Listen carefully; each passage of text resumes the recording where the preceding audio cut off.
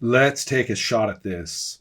It has to do with certain very loaded words, and I'm making a clearer presentation about it to go with some of my other presentations. Okay, bools is what we're talking about, and all sorts of associated terms. And let's just break it down real easy. We're role playing. People are interacting. Tabletop role playing. Now, whether there's a table or not, screens, whatever, we're doing that. And in the course of getting things to occur, or having things occur, or seeing things occur, or whatever verb you want, because it is produced by us listening to one another. That's where it comes from. We're doing all that. And we're following rules. Yes, you are. There are the ways we talk. There are what we talk about, differing from person to person in many cases. Degrees of information, degrees of presentation, ordering of speaking, the constraints we have imparted or have accepted, embraced among ourselves, whether there will be some instrumentation of physical objects involved, the role of numbers, the role of other math, which is subtler, and all sorts of other things that we are incorporating into how we do that stuff, which ultimately ends up with hearing what each other says. So, the rules are followed.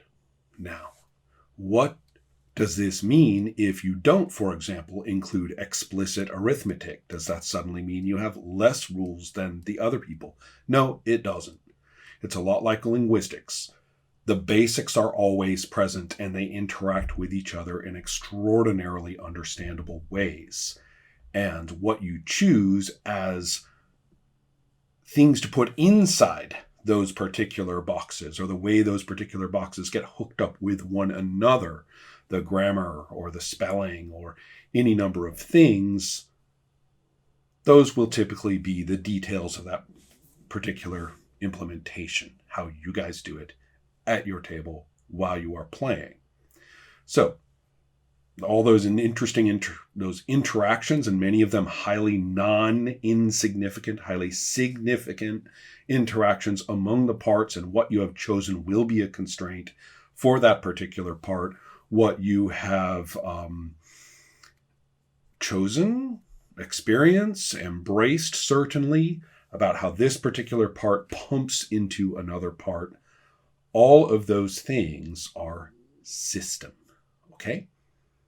So you're playing with a system together, always. And if you call it freeform, if you call it GMless, if you call it old school or any of that, fuck it all.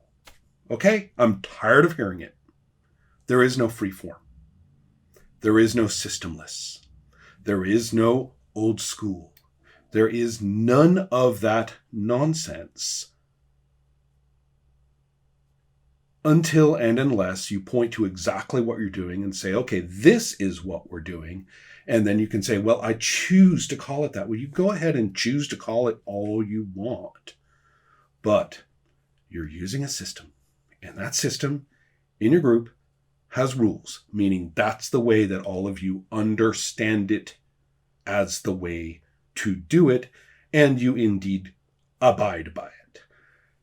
You think you don't do that? Ha! Have somebody sit down with your group and try to do it differently. See what happens. See how fast that becomes unacceptable. Even if what they're doing is fine in some other group, or even with the same group who are playing with different rules some other time. You see, I didn't say that this group has to always have that one set of rules that play by that system, no matter what. I'm saying nothing of the kind. An instance of play is this particular group of people using a particular set of rules with each other this time. That's all. Now, what does that mean when somebody does, oh, I know, here, they'll do this. Okay, watch. They go.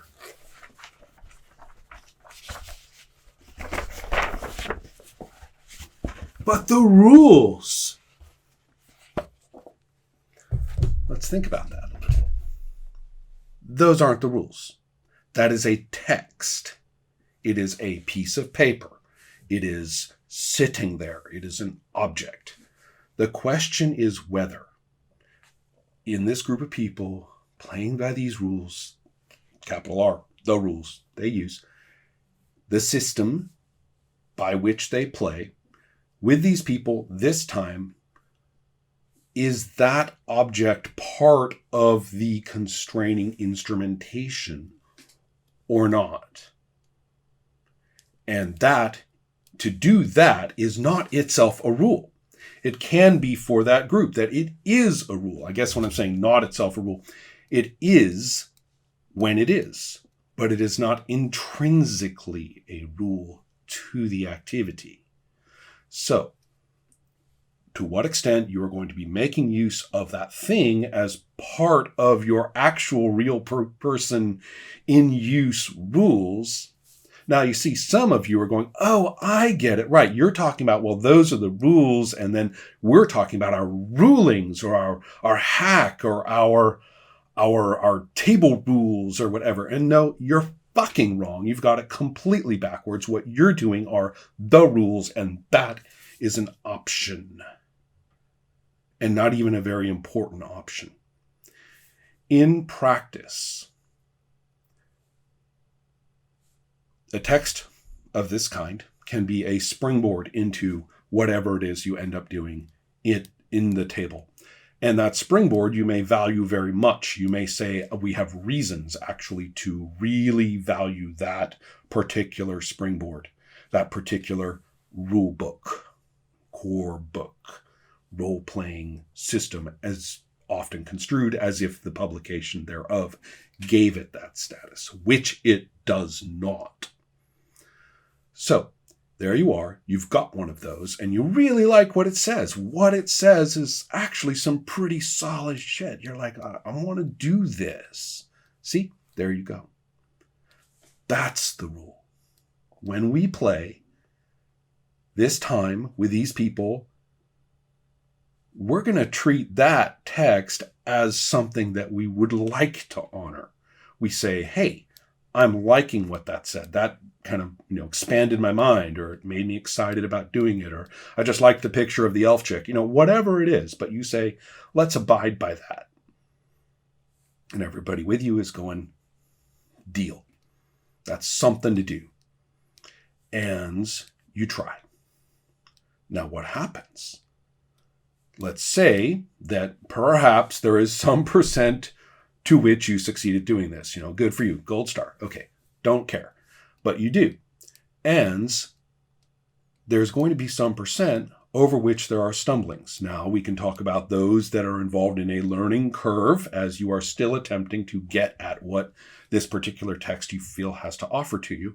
And you have a learning curve to get there with its necessary and valuable stumbling points. And that's awesome. Okay, good.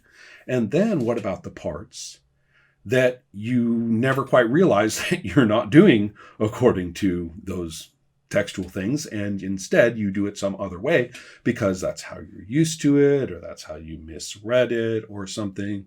Is that the mistake? Well, I don't know. I mean, if you come back to it, 5 years later and say, oh, look at what we did. Oh, we made such a mistake. Well, okay, you didn't quite conform to one of your ideals along the way, but if your game experience in and of itself was not wretched, then I'm kind of not seeing any blood on the floor. Okay, so no foul. There could be an interesting time when you say, oh, wow, so that's why we didn't do well with that part of play. That's why that part of play wasn't so much fun. We actually didn't understand that bit. Well, that's presupposing a lot. I mean, it could be true, but it also could be just as true that what you did differently from the text was literally irrelevant to having a good time or not. That's quite possible. Or it could well be that that particular piece of the text was shit and you did something much better. I can think of plenty of instances when that precise phenomenon has given rise to a new excellent role-playing game. So, with that in mind, with the understanding that your interaction with this text is not in and of itself sacred, it is a perfectly valid ideal or goal to bring to a role-playing table if you want to and the people with you want to. And then we can have secondary things about that, about the learning, we can, whatever. But it's not sacred to the activity to have that point of view. This is why the use of the terms rulings and rulings not rules and all that is garbage. The very fact that you're human beings sitting down to do this at a role-playing table, I suppose you're going to call those rulings? No. Yeah, right. You call them rulings if you dare. You just go ahead and sit down at someone else's table and try to go against them, and you're going to find out just what kind of rules they really are. Believe me. So, rules. That's what rules are. How it relates to anything in any text, anywhere, that's up to you guys. So, that's what rules are. System would be when we actually look at what you're doing and determine what its dynamic and interactive components are. And yes, that matters greatly. Tremendously greatly. It is the guts, the nuts, the bolts, to mix some metaphors, of what we do. So, there you go. Some thoughts on what rules are, what texts are, what system is, and more or less as a somewhat stern statement on some bullshit that I just don't think needs to be in the discussion at all.